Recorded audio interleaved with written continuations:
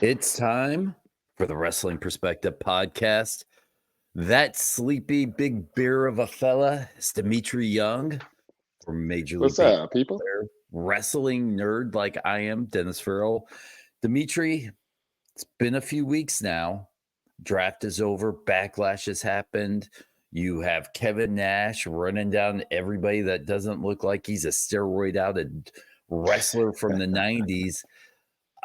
Where do we even begin? Because I'm angry at this whole Kevin Nash thing. I want to talk about Backlash. I want to go over the draft. What do you want to talk about? The thing I am least familiar with, the whole Kevin Nash saga. Okay, so basically, in a nutshell, Kevin's on this podcast, and he's basically running down Will Ospreay. I mean, just from every direction. The guy's not drawing a dime. This is how we used to do it.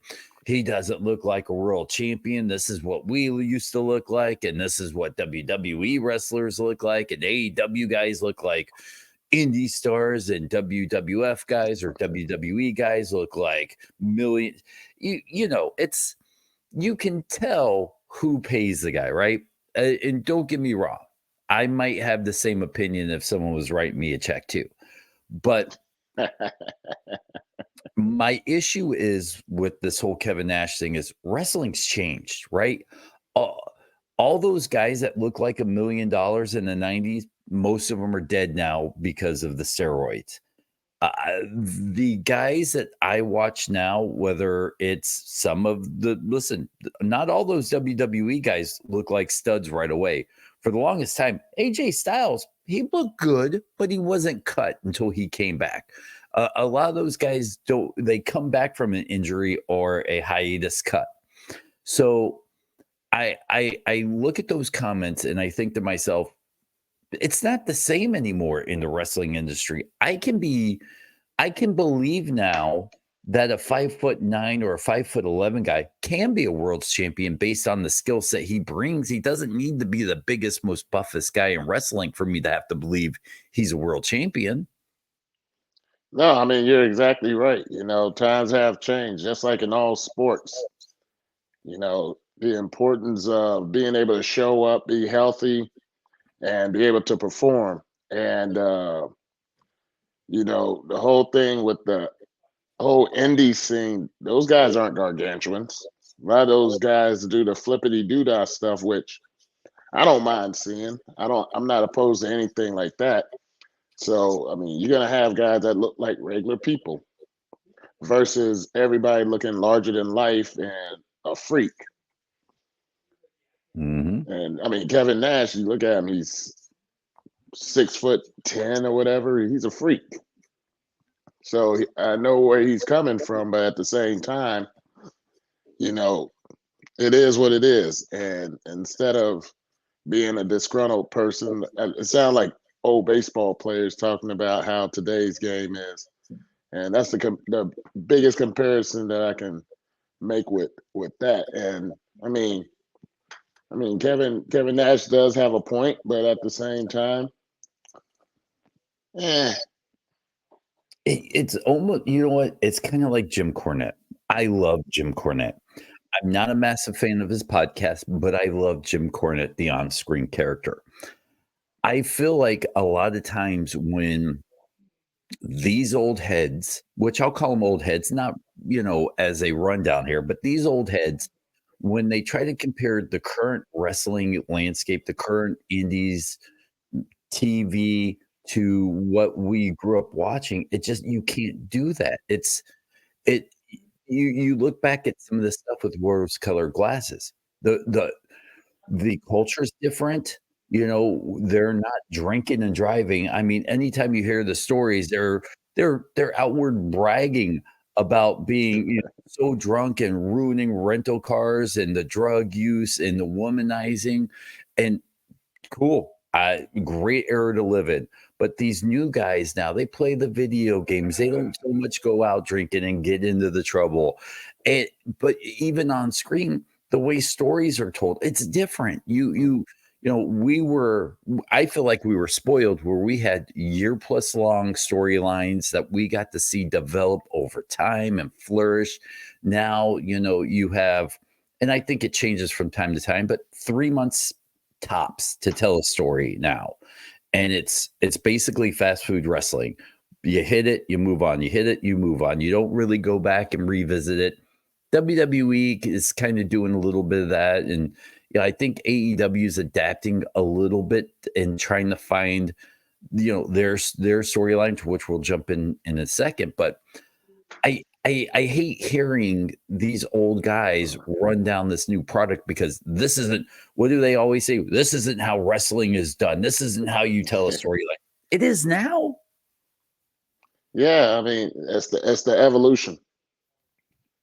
I mean, think times change, people change, society changes, and they're catering to today's society versus back in the day where guys would go out drinking all night and popping pills and stuff. I mean, they have a wellness thing going with WWE and AEW. They look out for the mental health. Mental health didn't exist back then. It was like, oh, I got a concussion. What do? They'll pop some pills and drink some alcohol and go chase tail. Like those guys don't exist anymore. And I'm pretty sure Michael P.S. Hayes has cleaned it up himself being a producer now. I don't think he's out there doing the stuff that he did with the Fabulous Freebirds back in the 80s and stuff. So times have changed, and there's nothing that anybody can do about it. People would be out of business if that was the case. Mhm. There'll be lawsuits out, the yin yang, multiple DUIs. Just drastic things would happen. So as far as them cleaning it up and catering to today, I think they did a good job, because that's what we're living in today. If we do what we did back then, we'll be considered outlaws. And I actually had a conversation today with one of my buddies about this product and current product and what we grew up watching. And he basically asked me why the Intercontinental Championship isn't the number one contending belt anymore. And it took me a second to think about this, but in reality, you can't do that, right? I mean, I think you could have pulled it off back in the 80s and 90s to a point when you really only had to do a storyline once a year. So you could protect the Intercontinental Champion at that time. Now, every 3 months, that you can't have the Intercontinental Champion trying for that belt every 3 months and then losing it, and then it becomes vacant. It becomes so wishy-washy. It has to be its own separate belt now. No, it has to be, and I think that's the good thing about it is you have different layers. You have the upper mid card that goes after the world. You have the mid card that goes after, and it's a workhorse belt.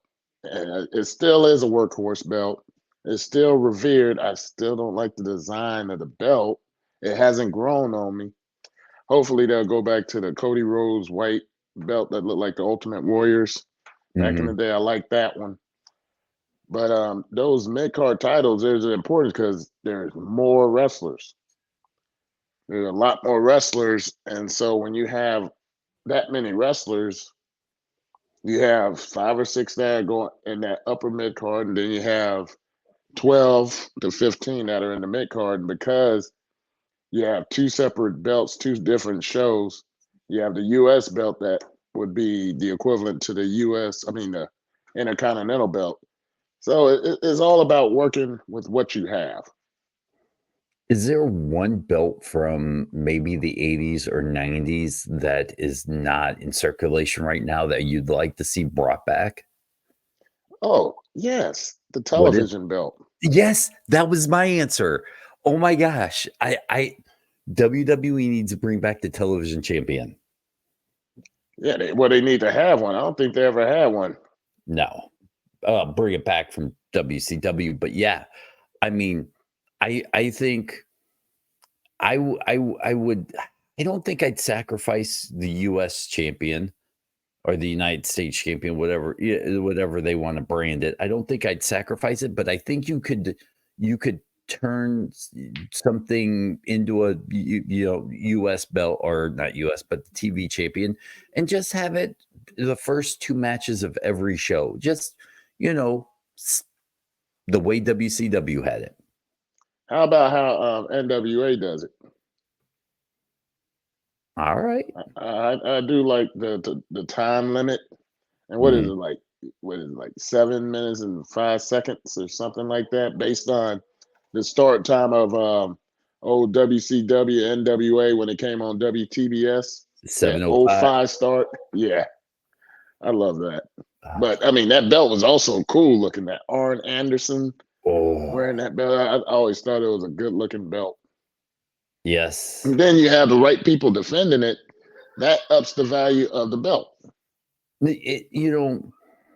And we'll transition here because I do want to talk about Jake Paul and Cody Rhodes here in a second, getting into this belt talk.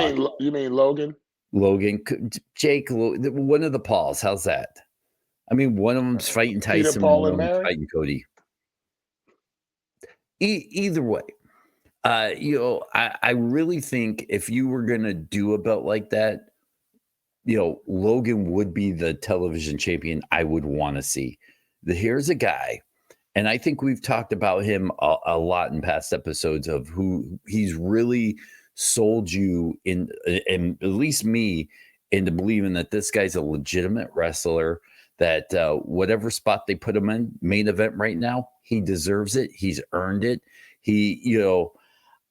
I remember in the early days thinking this guy was a toolbox with his YouTube channel stuff and his dumb antics. And, I'm way older. So that kind of stuff was not appealing to me when I was, getting into, I guess, cannibalizing media on my phone.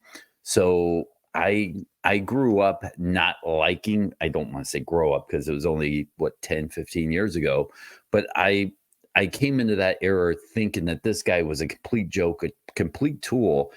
And here I am now in 2004 going, he might be one of my favorite wrestlers. Like he's one of those guys.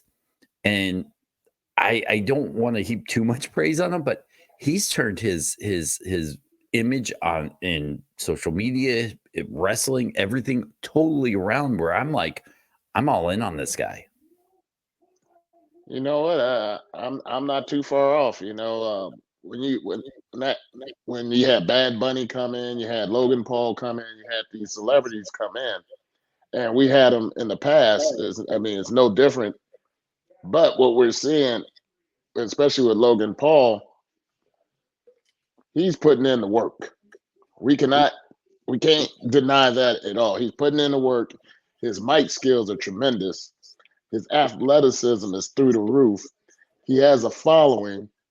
He's representing the celebrities like how I think a celebrity would really want to do this if they're getting in professional wrestling. They don't look like Karl Malone when he was out there doing it. And Dennis Rodman. Dennis Rodman did try, but it's like, eh. And I did like Lawrence Taylor when him and Bam Bam Bigelow went at it back in the day in WrestleMania. But what Logan Paul is doing, he's bringing eyeballs to the channel. And in turn, Triple H has turned him into a megastar. Now, do you think it's too early now for belt versus belt? Because this is essentially what I've just learned is it's Logan versus Cody, belt versus belt. I don't know, maybe at this next upcoming pay-per-view. I'm interested. I want to see this. I want to see Logan do something great. I don't want to see them, combine the belts or get rid of one of the belts. They're starting to do a good job of really, stop hot-shotting belts. Logan as the U.S. champion right now is a great fit. I feel like if Logan took a clean loss here, it wouldn't hurt him at all. I'd still like to see him be a champion, but I don't know where this story is going right at this point. Well, I was thinking about that as well. And the first thing that popped up was that that kind of finish. What is it? Dusty finish.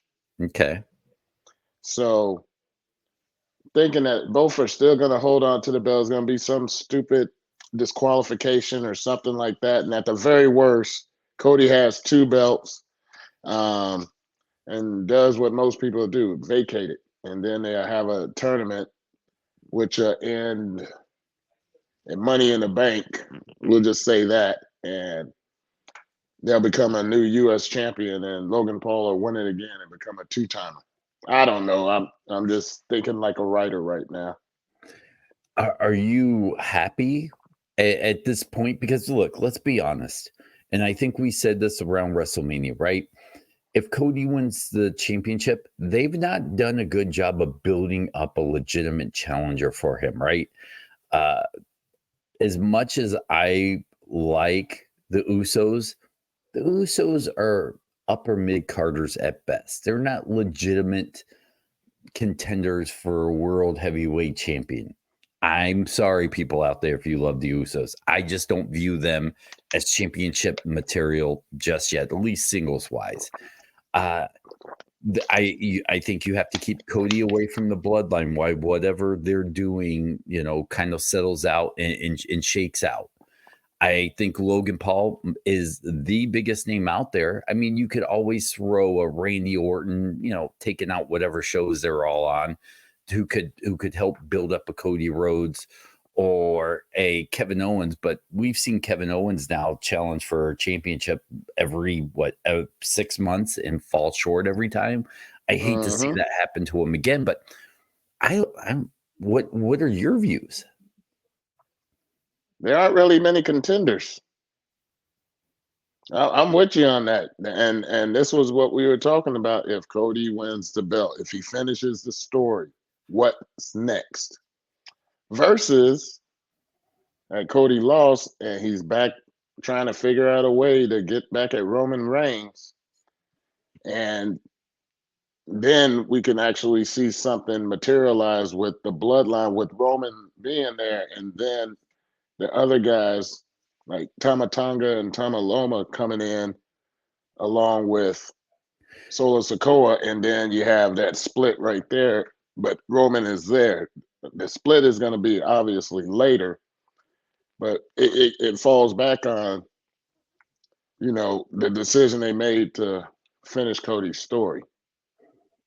I'm going to call this now. This is my way, way too early prediction for the next WrestleMania. You have Bloodline Civil War, Roman versus The Rock, right? Hopefully Roman's the heel. The Rock can be the babyface in this situation. Triple threat, Roman, Rock, Cody. That's my way too early prediction because I'm seeing this play out, and what I'm hoping we get is a civil war, right? Because you can't turn Roman a face. Roman has been the most dominant heel in wrestling in the last 20 years, right? I think we both can kind of agree with that. And for you to turn him face in the storyline versus The Rock, who has been doing some of his best heel work as well, I think you got to turn one of them face, or they both can be kind of heelish in this situation. But, I would align The Rock with the Uso brothers, have them come together, The Rock, the Usos, and you throw one more family member in there versus Roman and Sequoia and whoever else you want to put in there. You have them both legit, like laying claim to next contender for Cody. They both keep clashing. Turns out to be a triple threat. You have them both take each other out. Cody pins one of them, stays the champion. That's kind of my vision of what I'd like to see going. I'm kind of curious about Jacob Fatu and when he's going to enter the scene. Because I watched him for years on MLW, and I mean, Jesus. I was really impressed with Jacob Fatu, and and he has one of those hardship stories, and to see him finally get his flowers and appear on WWE, and I've seen some of the podcasts and stuff talking about, will he take the shine away from Solo Sikoa? when he gets there because he does have a presence. And I'm looking forward to seeing what Jacob Fatu can do and seeing how far that's gonna carry and what effects will that make to what your prediction is at Civil War plus Cody in WrestleMania 41. I think if that happens, Jacob Fatu's gonna have something to do with the outcome. Do you think Jacob would take some of the shine away from Solo? I think so, because that dude, he scares me, and I know that this is wrestling and scripted, but I think all script, he'll fuck somebody up. No, I agree. I like where it's going now, where I guess they're, at least from what I'm seeing, and I may be reading the situation wrong, but Roman's out of the loop. Solo's calling the shots right now. Roman comes back. Maybe he likes it. Maybe he doesn't. You have Heyman, who's scared in the situation. Everything. He is. I love it. I don't know how many times in the past we've talked about this, and we're just like, I think in the early days, maybe even before Sami Zayn became part of the bloodline, we were like, all right, this bloodline thing is dead. Let's move on from it. Sami breathes new life into it.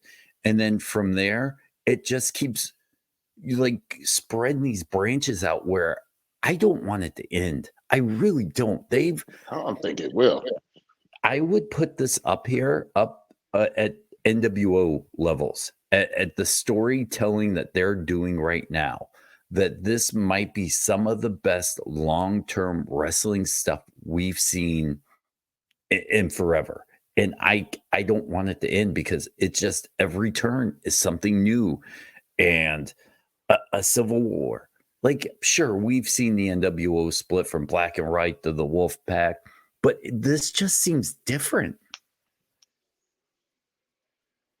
That's because it is. We hadn't seen this before in WWE. We heard about Bullet Club splitting up in New Japan, but how many people are watching New Japan? I'm not. I don't have a channel, and of course the whole NWO thing, and they had better writers and not everybody trying to be the chef in the kitchen. That could have saved WCW, if you ask me, as opposed to it being owned by WWE now. So let me ask you, Dmitri. They come to you and say, Young, we want your ideas of what we could do next for this bloodline storyline. What do you pitch them? What would I pitch them? Yeah, what would, if WWE came to you and said, hey, what would you do next with this bloodline? What would you do? With the current bloodline, with what we're doing, Gorillas of Destiny. Yep. With the Gorillas of Destiny and with Solo Sikoa, they need belts. Okay. They need belts. I would have them chase down some belts and get the tag team belts and get the US belt. Here, you just said something that made me think for a second, right? Now, we sit here and assume that the Civil War storyline, which we all assume is coming, right? We're just guessing, is going to be Rock and Roman. But what if it's not? What if it isn't The Rock versus Roman? What if it's Roman versus Sikoa? Like, it could be. Think about this right now. Sikoa is setting himself up to be the leader of the bloodline right now. And here's what you had to say triggered this thought. If the bloodline went out and got some belts, and then let's say Roman comes back and Solo's like, whoa, we're way more successful now than when you were in charge. We have gold. You didn't. This could be great. Maybe we should tag team on this writing stuff right here. It was your idea. I just opened it up. You're the one that had it. I just was like, dude. But isn't that how most factions are how they are, what's the word I'm looking for? How they are ranked based on The belts that they had. Look at Judgment Day. At one point, they had the tag team belts, the woman's belt. Money in the Now Bank. they had all of it, and they're revered because they win championships. And so that'll be the same thing with the Bloodline. Get those men some belts. Mm-hmm. I'd almost like to see some of this whole Bloodline thing maybe even spill a little bit into NXT too, where it feels multi-leveled. Well, so Sikoa had the North American belt for a brief moment.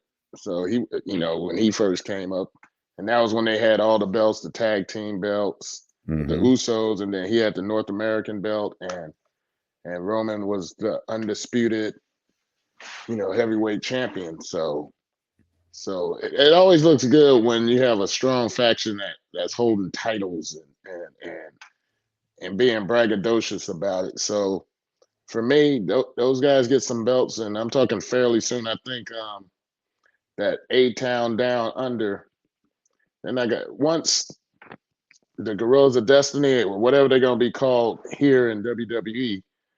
Once they get into a feud with them, I don't see them. I don't see A-Town Down Under holding those belts much longer. But and let's be honest, right? Them and Miz and R-Truth, they're not destined to hold tag team championship belts for long. I mean, they're a cute act right now, but I feel like they're just placeholders until they can get something going. So to see the Bloodline could easily be one of two sets of tag team champions. And Sami Zayn, I like Sami, but Sammy as the Intercontinental Champion doesn't excite me at all. I could see almost any member right now of the Bloodline take Sammy out and win that championship. I mean, it is very achievable what you're suggesting. Yeah, and I wouldn't be surprised if they go down that road. I mean, it adds for excitement because whenever you throw a title into anything, it just hypens it up. And I know you hear, oh, you don't need a title for this. And it's like, yes, you do. Those I, people that say that are people that can't win a championship. or got screwed. I mean, you look back in the 90s, and I know we've talked about this many times. Roddy Piper should have been world champion. $1 Million Man should have been a legitimate world champion. And when I hear like a Bruce Pritchard on this podcast be like, those guys didn't need championships. No, but you know what? You could have celebrated what they were doing by giving them a championship. Until when I hear someone like part of the business back in the day go, well, those guys were so big or so good they didn't need a championship. I feel like that was a cop out, and that was their way of justifying missing a amazing opportunity. Could you imagine a Mr. Perfect world championship, a world title run? It would have been phenomenal. Yeah, him and Ric Flair feuding with each other. But that would have been a perfect opportunity right there because he already was a two-time Intercontinental Champion. Not to mention, before he came to WWF, he was the AWA World Heavyweight Champion. And then he didn't get it in WCW either. That one baffled me too. Right. That must be that Hulk Hogan politics. I never got that. Of course, look, we look back on it with 2020 40 vision. We can see now what they couldn't see then. And I don't know if it was one of those things where it's like, oh, we'll give it to him eventually. We'll give it to him, and eventually just never comes. But I feel like a lot of those guys are robbed, and I don't want to see it with some of these guys I like when and instead we get a 6-month R-Truth, Miz tag team championship run for no reason. No, I don't think they're gonna have it that long either. I think it was cool that they got R-Truth got his true WrestleMania moment. Miz got another moment, and they did it together because I'm pretty sure they're good friends off the camera as well. But yeah, they gotta lose those belts soon. I hope so. And I would personally, for Raw, like to see the Creed brothers win it. I really like those guys. There's so much good good tag teams out there right now, and I think WWE has done a really good job of resurrecting that tag team division. In for the longest time, AEW I think had the best tag team division, and I really think They right now did. WWE is giving them a run for their money. I think WWE has better.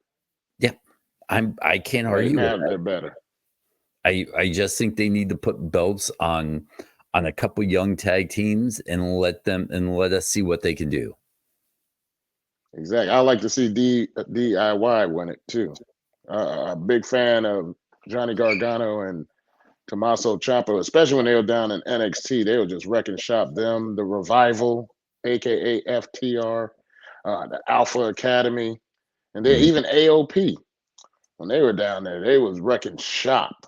And too bad that didn't resonate when they all got called up. I guess that Vince McMahon era, turned them into ass clowns instead of them being, the credible tag teams like what Triple H is doing with them right now. So let's, I guess, transition a little bit. I do want to touch on Backlash for a second. We both watched a great show. We all know what happened, so we're not going to really get into it, but holy cow. First and foremost, I say this every time that there's a foreign pay-per-view at an odd time. I love it. I it feels special. Take out the politics on, Saudi Arabia and the blood money. That's above my pay grade. I don't understand any of that stuff. And I'm not going to pretend, and I'm not going to sit here and act like I'm a preachy wrestling fan. But you know what? I love 1 p.m. wrestling. That when wrestling comes on at 1 p.m. in the afternoon Eastern Standard Time, by the way, I get excited for that. Well, it wasn't Backlash, but what was the one in Australia? For me, that was Yeah, like Elimination Chamber. elimination. That was like 4 a.m. I'm sitting in my garage at 4 a.m. with a beer and a cigar. My next door neighbor comes over, and we're sitting there watching this at 4 a.m. and loving every second of it. And then, 6, 7 o'clock, I'm in bed sleeping in the morning. But you know what? It felt special. That France show, fucking awesome. Ooh, that Yeah, crowd was that right was the best crowd ever. And that now. chant they had with AJ Styles, that was like crazy. I was like, what in the world is this? And Corey Graves later on explained that the word phenomenal had something to do with the French culture, and then they just hit this song or whatever. And I was just like, I mean, they were into it from start to finish. Mhm. And they didn't miss a beat. So they really did something where the US crowd's gonna have to step their game up. Oh, we won't. Dude, listen, here's the thing, and I've learned this from, like, Chris Sabin and other wrestlers, right? In Japan, it's frowned upon to cheer and to yell. Like, it takes a lot of American wrestlers a lot of time to adapt to, like, by them being silent and watching, that's them giving you a compliment. Sometimes they'll clap or they get a little rowdy. I think that US influence is kind of rubbing off on them. The American fans, I mean, we've actually, and not in a good way, evolved. The Attitude Era, the signs, I loved the signs during the Attitude Era. And then somehow Oh yeah. it died off. You don't see many signs anymore. And now we get these wrestling fans that want to be bigger than the product, like the green shirt guy or this other Yeah. guy. Like, you know what? It's cool that you get to sit in the front row for every show, but go fuck yourself. I don't give a fuck about the green shirt guy. You know, like, I'm sorry. I don't care about green shirt guy. I don't care about Vladimir the super fan. I don't like even wrestling podcasters who try to be bigger than the industry or in. I don't give a fuck about that shit. I like my product, and I think American fans. You know what? I'm going to say this, and I'm going to put this on. I think American internet message board Twitter fans are the worst fucking people on earth. You guys think you have a fucking opinion that matters. You don't. You don't know how to book your way out of a plastic bag, but you think because you watch 50 hours of wrestling, you know what the fuck is going on. You don't. Your booking ideas are just trash. Occasionally you hit on a good idea. Congratulations. But your shitty little internet comments are the worst. Twitter wrestling fans make me not want to be on Twitter. That's my rant. Well, I'm not on Twitter, Right. because these guys are hiding behind a keyboard and stuff, and pretty sure most of them can't put up their dukes. But they can cuss you out on that keyboard and stuff, and talk about your mama and stuff, and it's like, stand behind your words. Actually, stand so someone can see you, and then let's see what you're gonna say. You gonna be Billy Badass, or you gonna run with your tail between your legs? Yep. Oh, listen, I'll say this, and listen, wrestling fans out there, you think I'm sitting there cutting you down? I'm the same exact way. I have many friends in the wrestling industry, and I will send them a text with an idea. Do you know how many times I get a text back going, "Nah, that's a dog shit idea"? I get it a lot, but you know what?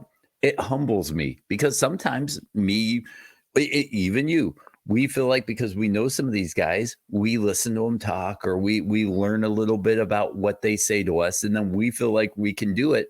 We really can't. I can't book my way out of a plastic bag. I may throw ideas out like I did earlier with the bloodline, but you know what? The one thing it's lacking is follow through.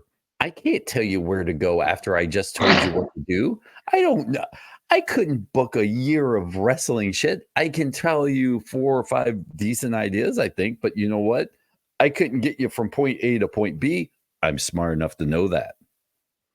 Oh yeah, and I'm the same way. It's just like talking about baseball with baseball players, and then talking about it with a fan, and the fan, they miss the boat on a lot of things, and they feel like they know what they're talking about, and then we'll shoot down those ideas that they're talking about. And I mean, it's the same with the wrestling industry. Those that are in the know, they know.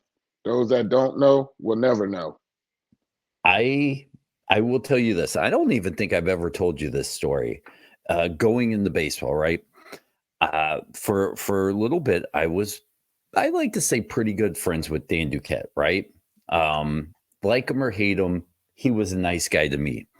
Invites me out to Baltimore to sit and watch a game with him. And God, I wish I could remember the game, but it was like, Chris Davis lets a ball get through him, and there's a runner on first, and me and my buddy's in there, and he gets pissed and throws some papers, and my buddy's like, listen, it's not a big deal. It's just a man on first. He goes, to you, it's just a man on first. But now my pitcher has to throw 6 to 8 more pitchers. There's an extra batter this inning. He now has to worry about this runner if he tries to pick him off, or that's a 3 or 4 more throws over there on his arm. And he's breaking it down to this like microscopic level of baseball that, I love baseball. I love baseball, but I would never have imagined going, holy cow, I know what a pitch count is, but now I'm applying it to like one guy's on first now. And then it's like, sure, that guy's on first, but now that's one extra batter per inning he's going to have to face that he didn't have to face earlier.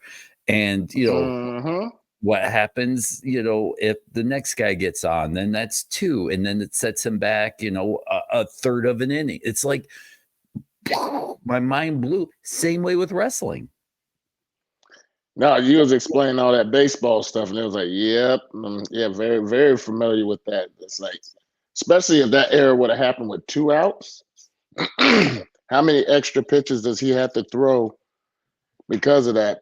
Maybe there's a wild pitch, that guy advanced to second, and then he tries to make a perfect pitch, base hit, run, scores, changes the complexion of the game. Not to mention now we got to get somebody up in the bullpen who, with that if that guy would have made that last out, let's say that guy extra 10 to 15 pitches possibly goes in for the next inning, as opposed to now we got to use our bullpen, and Now that goes away from our grand plan for that day with that pitcher.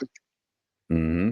And yeah, the domino effect. The bullpen, like that might have been a game you didn't even have to use two pitchers out of the bullpen. Now, three pitches could mean two pitchers. It's that crazy. Like it's crazy.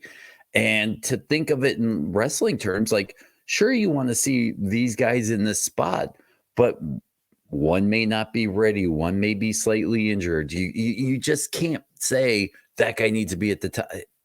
Wrestling fans, and I'm glad that we were talking about this because I just think wrestling fans don't understand the business. Like I was listening to Max Caster on a podcast. I don't know if you saw it, but Was it Chris Van Fleet?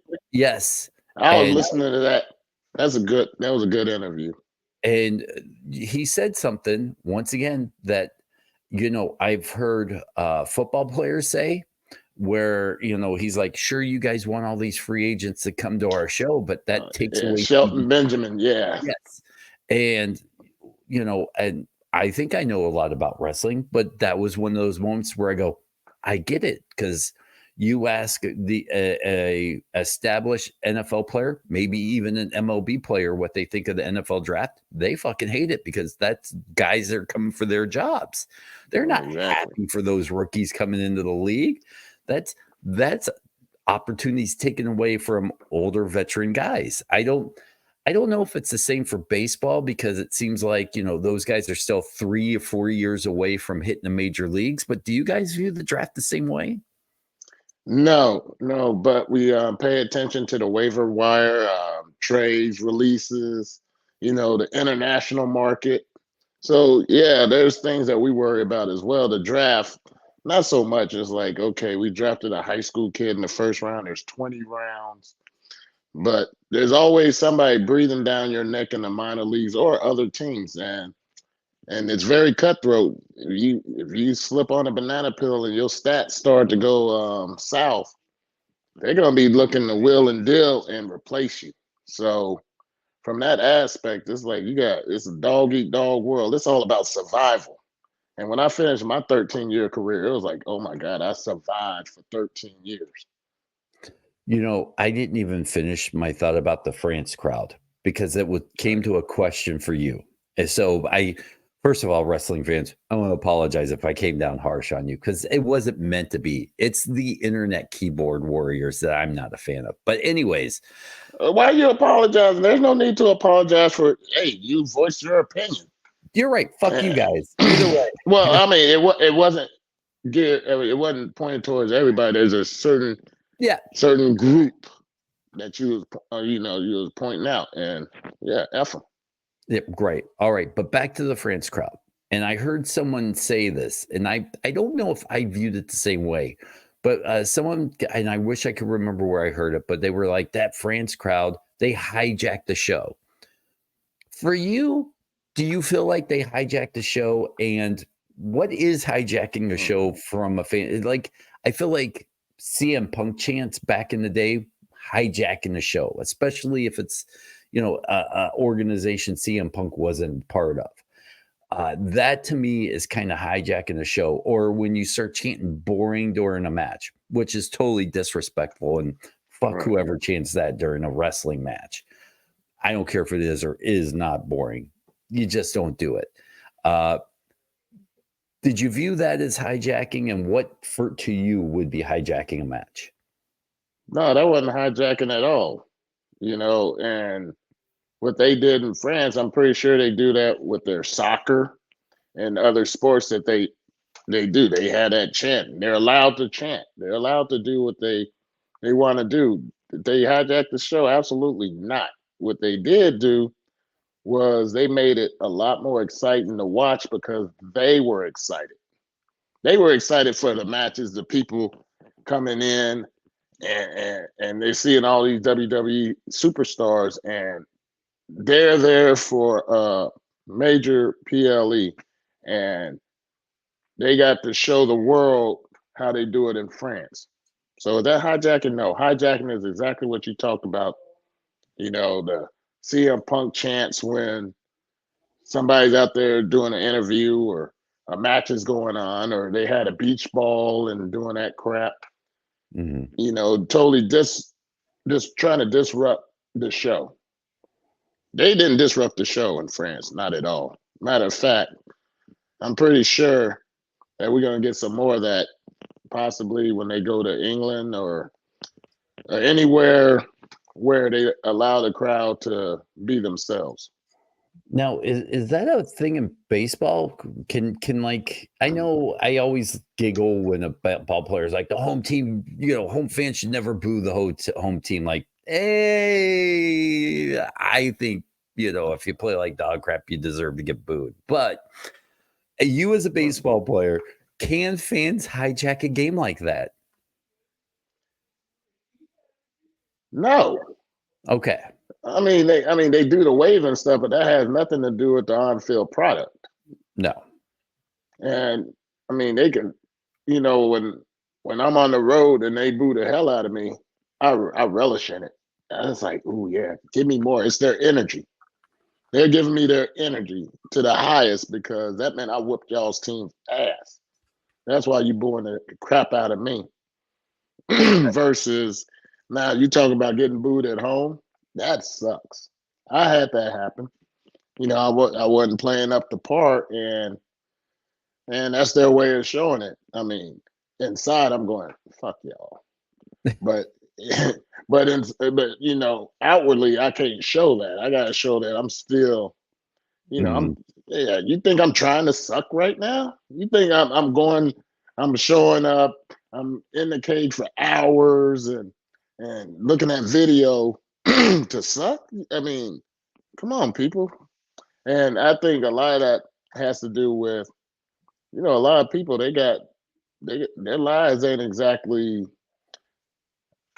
2 thumbs up. They come to the game and they let out some of their frustration and stuff. And they're like, oh, this guy's getting paid millions of dollars. And yeah, if it was that simple, that's why there's a little more than 23,000 MLB players ever. And that includes the Negro League players, the Federal League, and the turn of the century players, those 1880s guys. So it's not like there's an abundance of people that are making it to the big leagues. It's not an easy climb, and it's even harder to stay. Listen, if it was that easy, we'd have been teammates. I would have been a Hall of Famer. Yeah, I would have made a roster instead of, sitting in the stands or playing the video game, which I'm a Hall of Famer on the video game. I don't want to brag. Sounds like you are.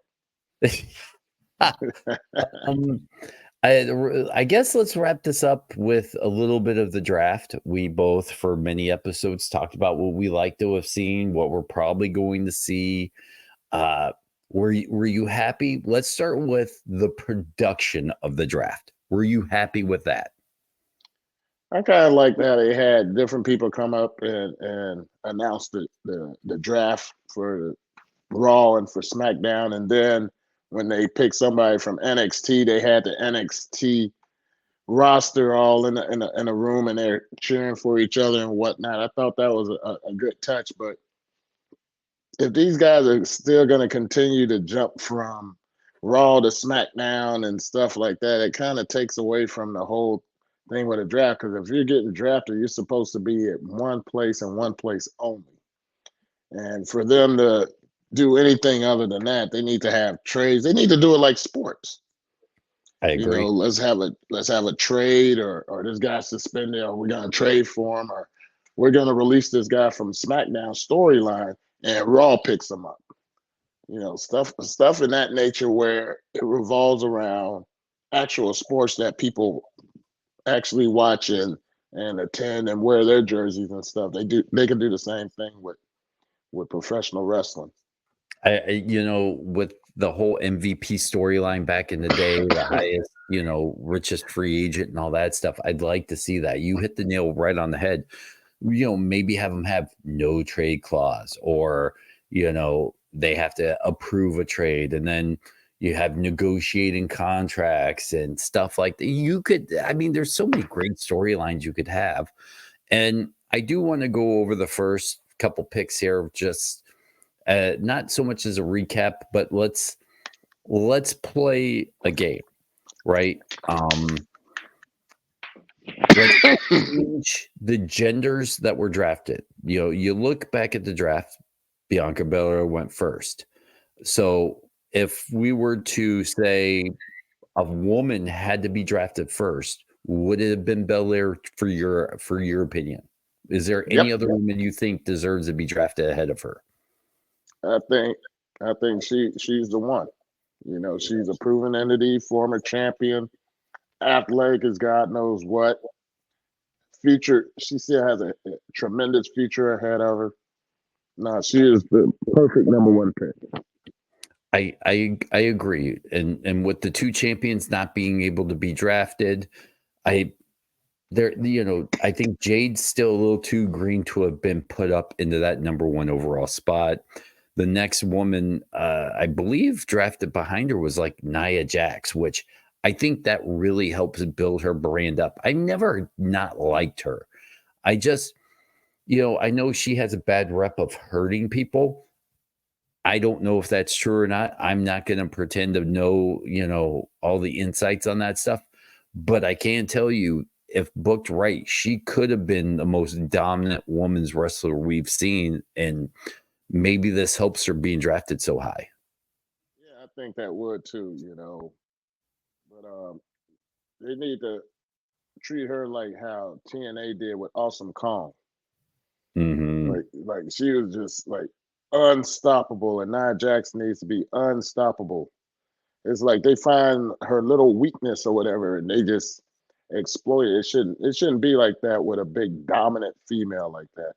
She had to have more of an Andre the Giant feel instead of the Big Show. There were a few surprises. Carmelo Hayes being drafted number 3 overall ahead of Seth Rollins. I was a little shocked, but I also like that. I did like that move a lot. Like, I'm not mad at that. Although, would you have taken Braun Breaker ahead of Carmelo Hayes? Ooh, man, Mm. yeah. That's a tough one. That's a tough one. I would have gone either way. I mean, you got winners in both of them. You had a future with both of them. So it's like, do you like apples or do you like oranges? It's going to be your preference, but with those two, in my eyes. I don't think you could have gone wrong either way. They're two different wrestlers.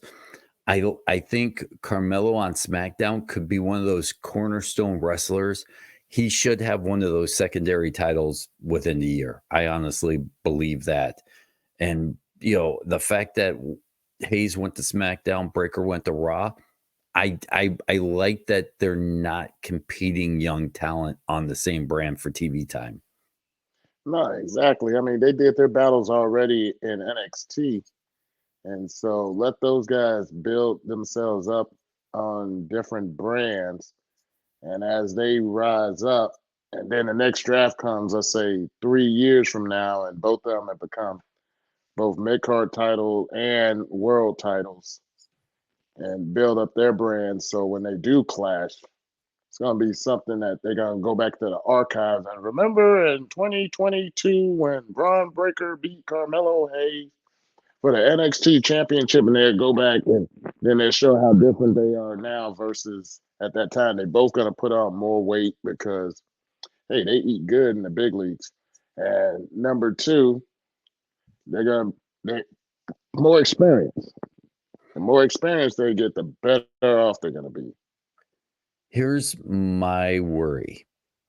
And I know we got to wrap this up, but looking at the first round, and if you look at this roster, it screams WWE needs to get younger fast. If you look at this first round, right? Seth Rollins, what's he, 36, 37 years old? Yeah, Randy mid-30s. Orton's in his 40s. You have LA Knight, who I believe LA Knight is what, He's 41? like 43. Yeah. 42 or 43, somewhere in there. Yep. He's not a young gentleman. You had Ricochet. He's what, 36, 37. Sheamus is almost 50. AJ Styles is in his 40s. This is a old roster. If you really think about this, like I'm a little worried that they're not doing a good job of it. It may be Carmelo and Breaker coming up, and I really think they need to start bringing some of these younger guys up and putting them into more prominent roles, because I'm a little worried that this roster could get old fast. Well, I mean, you're gonna have to give those guys a couple of years, and I mean, those next couple of years, there's gonna be a lot of guys that are gonna be exiting WWE, and what they're doing down in NXT is tremendous. They got a lot of young studs that are a year or two away from being on the main roster. So I think they're gonna they're gonna continue to feed the machine the way that they are, but there's gonna be a boom of the younger stars coming up because there's just too many good players, both male and female, on that NXT roster that's going to be the real future of WWE under the Paul Levesque era. Well, I mean, Kevin Owens is 40. CM Punk is what, 45? Braun Strowman is 40. I mean, you Drew McIntyre, not a young buck anymore. He's 38. I'm looking at ages, Yeah. so I'm not even going to pretend that I know this off the top of my head, guys. Shinsuke Nakamura, 44 years old. I'm gonna kind of keep going, but I think we're getting down to the end. Kofi Kingston is 42 years old. It's Finn Balor is what, 42 years old. These are not, I know wrestling's different from, traditional sports, and in the past that they made us believe 50 and 60-year-olds could win championships from, 32-year-olds. But guys. Yeah, right. Goldberg. Yeah. That was a joke. And that ruined that him taking that belt from first Kevin Owens and then from the Fiend. That was 2 thumbs down, big time on that. But once again, I mean, if you really look at the ages of these WWE rosters, we're in. This is, you know what? I'm going to try to put this in a way that makes me sound like I know what I'm talking about, right? But from the Attitude Era, what was it? The Ruthless Aggression and the PG era, I think they're all the same. A lot of that was changing of the guard. Those guys in the Attitude Era retired. Then these new guys come in and they're taking those spots. And I don't know I don't remember, okay, if they did a good job of cycling them in and out to make it seamless. But I worry that, as we're in the Triple H era, WWE may be too slow to transition from some of these older guys into some of these younger guys. And then maybe we get that hard bump in the change in the eras like we did in the PG and Attitude. Does that make sense? No, I know what you're talking about. And I mean, that remains to be seen, because like I keep bringing up NXT and truth be told, AEW. Look how Jade Cargill came over. Cody Rhodes, and I think there are going to be a lot more when their contracts are up in AEW. They're going to cross over to WWE. They've been talking about Hook, doggone Taz's son, perhaps coming over, and Brian Pillman Jr. He's killing it in NXT as Lexus King.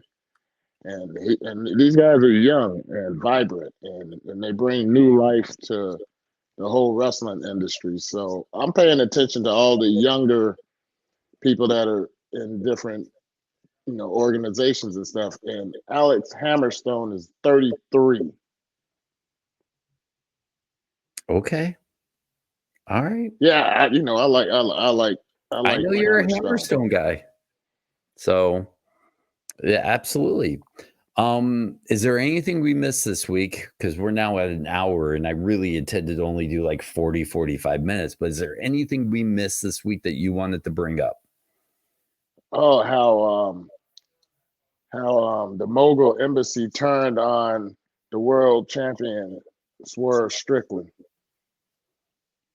on Okay. AEW. Yeah, they turned on him, and because he's facing Christian in the next pay-per-view, and Christian has something going on with the elite, and I like what they're doing with Jack Perry as well. He finally has someone put the defibrillator to him and gave that young man some life. You know, his promos are a lot better, has a lot better energy, and that little bad boy thing that he has going on. Yeah, that's what I'm digging AEW right now. Of course, I'm digging WWE. I'm just digging wrestling as a whole. I gotta tell you, I think that was the best thing for Swerve. Uh, I like Swerve. Swerve's a nice, great guy, but I think Swerve is a guy I don't want to see lead a stable. He's filtered some people into this mogul empire that he's trying to build, and for me, it felt kind of flat. I think we both said many times Swerve is a born star. He doesn't need a stable. And for him to break away as a champion, whether they turned on him or whatever, the fact that he's going to kind of be the lone wolf, I'm more excited for him now than I was when he had those guys around him. Yeah, I didn't like those guys, but I do like Prince Nana though. I do like him. So if he keeps him just for the dance and stuff, I love that. And I like his act as well. But as far as the rest of the guys, I thought that was dead weight. And you know what? I oddly enough said this today to my buddy too. Wardlow, Brian Cage, tag team, give them the belts, have them just destroy whoever the tag team champions are in 2 minutes, and you can rehab both of those guys' images right away. Let them be the newest Twin Towers or whatever dominant tag team you want to compare them to, but put those two together as a tag team and just have them wreck people. That would be the Steiners. Yes, I think that's how you save both those guys, because I feel You're like right. both those guys are doing nothing. You've done nothing to help them. You put them together. You put them in a match versus who's the tag team champions right now in AEW? Yeah, the young fucks. Yeah, you have them come out and just destroy them in 3 minutes. You have bona fide superstars. Let them have the belts for 8 months, 9 months. Then you can have them go their own ways. They're legitimate championship contenders right off the bat. That's how you fix those two. Yeah, because that's the one thing that AEW keeps slipping on that banana peel. They don't hype up the giants. Lance Archer. I mean, Jesus Christ, come on. That dude should be killing everybody. Shit, you know what? Take Brian Cage out, put Lance and Wardlow together in a tag team and have them win those belts, and nobody can defeat them. Once again, you fix both of them. We as wrestling fans, I'm going to tell people a secret, at least us older guys, right? I think we grew up, and you're a little bit older than me, we grew up on the era of dominant tag teams.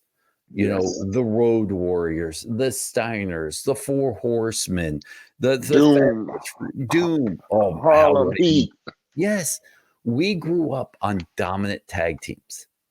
And this era, their talented tag teams is different from dominant tag teams.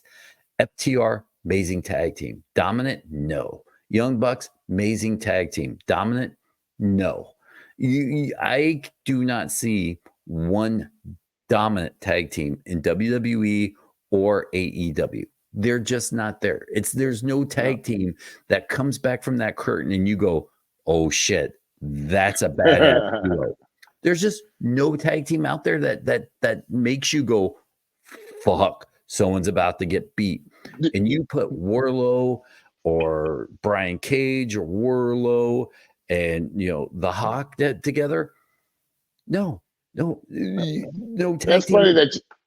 That's funny that you say that, because as you were talking about the dominant tag teams, I'm just thinking of WCW. on Saturday night, and you hear the road warrior, brown. They come in, they take off those spiked shoulder pads, and the music's still playing. They put them in the doomsday device. 1, 2, 3, and they don't even get brown. I am Iron Cage. And then the Steiners come in, the Frankensteiner. Yeah. Can you name today in wrestling one dominant tag team? Not one great one, not one solid tag team, one dominant tag team. I'll be able to answer that on the next show. Okay, you know what? I like that. That's how we're going to end this show. I'm glad you brought that topic. I like how we spin off. All right, guys. Anything to promote? No, nothing to promote this week. All right. Well, maybe next week. Wrestling Perspective. Like, follow. Go to Fightful. That's where we are. Watch us there. You can watch us on our YouTube page. Do whatever you do with podcasts. We appreciate it. Thank you for all the emails. Wrestling Perspective Podcast at gmail.com. Feel free to email us if you have any questions. I know I've said this. We have to do a Q&A. We have so much emails backed up I haven't even gotten to. And, totally apologize to the Mortons. We were going to have Ricky and Carrie on last week, but somebody fucked up with their kid, so I totally apologize for that. That was my fault. The Mortons are, when they get back from Puerto Rico, they are coming back onto the podcast, so we're excited about that. So thank you guys so much for listening. I promise we'll have guests, but I just like talking wrestling. Here's the thing. I'm gonna over explain for a second. I love Lars. I love what Lars and I did, but we interviewed. I love what Dmitri and I do because we talk wrestling and it's so much more fun. So I'm having fun doing this right now, and I want to pepper in some interviews, but still keep this dynamic going. But we'll get them. I promise, guys. We'll get your Q&As. Maybe even next week we'll do a Q&A podcast because I literally have like 300 emails I haven't even gotten to touch yet. So I promise we'll get through and get your emails. But thank you guys for listening. Dmitri, what a fucking great show, my friend. Amen to that. That was a great time. All right, guys. We'll see you again soon. Thank you. And we'll talk to you guys later. Wave goodbye, Dmitri.